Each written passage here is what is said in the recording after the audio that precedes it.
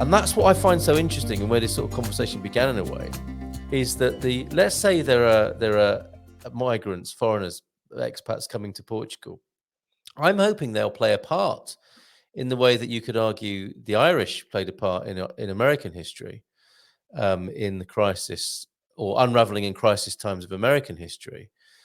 It's possible, is it not, that the influx of foreigners, immigrants, expats, whatever we call ourselves, in this crisis time that Portugal finds itself in America's sneeze, if you like, could be extremely influential. And so we don't have to be the consumers and recipients of the new order. We can actually be creating it and influencing it. And that's what I think is I think it's a for me it's a kind of that's what I'm excited about with the Portugal Club.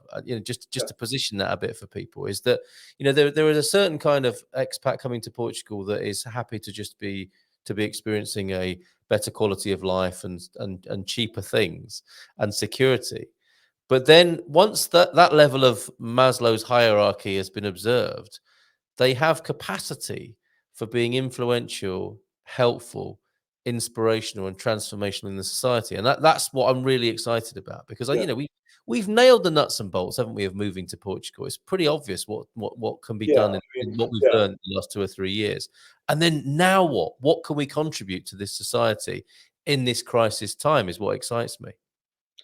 Yeah, and I think that's the role of like your Good Morning Portugal show and this the Good Morning Club, because I think all of us want to kind of extend be kind of an extension of that shared philosophy where we're not going to be extremists on one side or the other. We want to be a loving and thoughtful and caring mindset, um, Mm.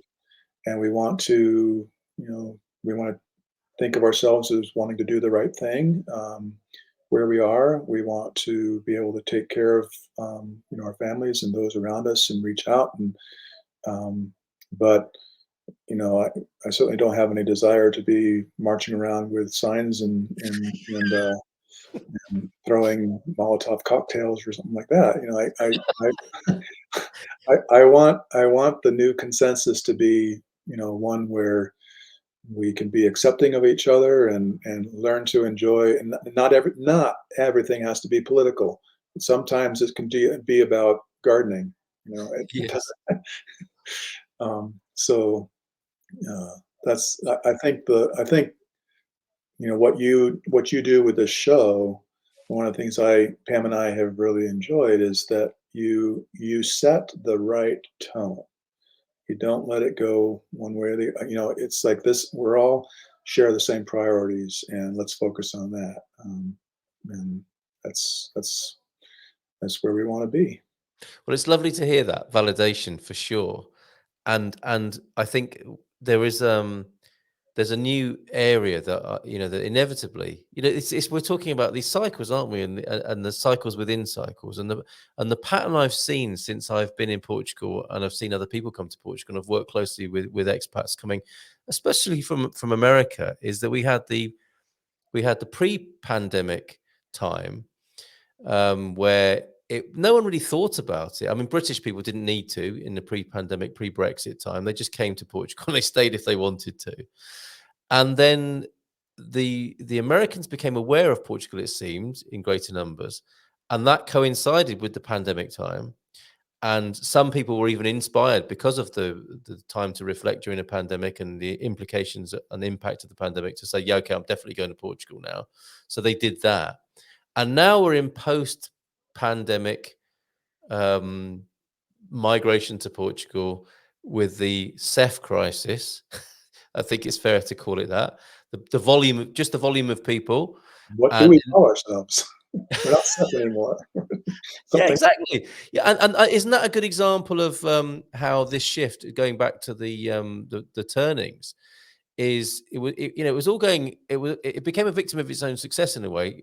Portugal's attractiveness put a pressure on its migration force, which at the time collapsed and was rebranded and dissolved, and is yet to re-emerge from the ashes of, as like a phoenix, hopefully, to assist the best kind of migration into the country. But we don't know that yet. That's where we are. That's where we are right now. We're in the post-pandemic migration time of Portugal, where Americans feel that they might be overflowing. This is always amuses me that Americans, believe themselves to be overwhelming the system and the country, when in fact they're a tiny amount of Yeah. overall migration Going into. from 8,000 total in the entire country to like 9,000. And Yeah, that's the influx we're talking about, isn't it? It's tiny, isn't it? But it's quite self-reflective and yeah, quite vocal, and yeah, there's self-conscious. newspaper articles over here. You're like, oh my goodness, look at, but in a way that's sort of a backhanded way of like, oh wow, we're so Totally. influential. Uh, Yeah, yeah, and now we're froze, poised, aren't we? We froze. won't know. We won't know what the impact's going to be, but we can be the impact, I think, at the moment. That's what excites me about this time, is that we can consider what our impact might be. And I think those values are right that you talk about, of wanting to fit in and wanting to be a contribution. I don't know if you're still there, John. You've frozen up, but I did. I'm gonna. Can you hear me? yeah, I can hear you definitely. Yeah, Yeah, yeah. I think your I'm picture's gonna I'm gonna close it and come back in real quick. Can I do that? okay. Yeah, yeah, sure. Yeah, Sure, but there's while John's doing that, that is the invitation to I think we've nailed the nuts and bolts. Expats Portugal is brilliant in the understanding of what's required, um, with the functional bureaucratic part of moving to Portugal and some of the people you need to do that.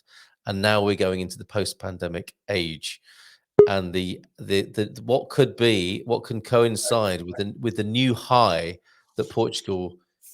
What I love about it gave me renewed hope to find out about the fourth turning, John. I have a sort of sympathy with cycles and revolutions in a way, but I don't want them to be too disruptive or difficult for people. and I agree. I think the more I thought about it, the less, because I was initially thinking when I first went into it, it's like, oh, somebody's like predicting, the world's coming to an end kind of thing. Yes, And it's actually not. It's very affirming. It's like, we're going to come through this, and yeah, let's kind of try to imagine what it could be, and yes, how we can be part of that. yeah. So I think that's my takeaway. Yeah, and the screen that I'm sharing at the moment, the fourth turning, what the cycles of history tell us about America's next rendezvous with destiny. Again, it's quite a US centric, It is. but we can still say, can't we, that we are in an amazing time in human history, and a defining moment for the what will be the duration and impact of the American empire. We're in the middle of that, aren't we? We don't know where it's going to go, and it turns out that it may be that droplets of the American empire are seeding in Portugal, and it's up to us to see how those plants grow, because we you are one of those plants, John. And you're one of the gardeners. Well, no, I think I'm an English plant. I've also left what I see as the sort of remnants of the British Empire, and trying to plant myself and my family in a different kind of soil here. A soil with great traditions, and that hasn't been quite as messed up as the soil back home. And we'll see what happens. But I think we have quite a lot of influence and impact and potential in our hands with this.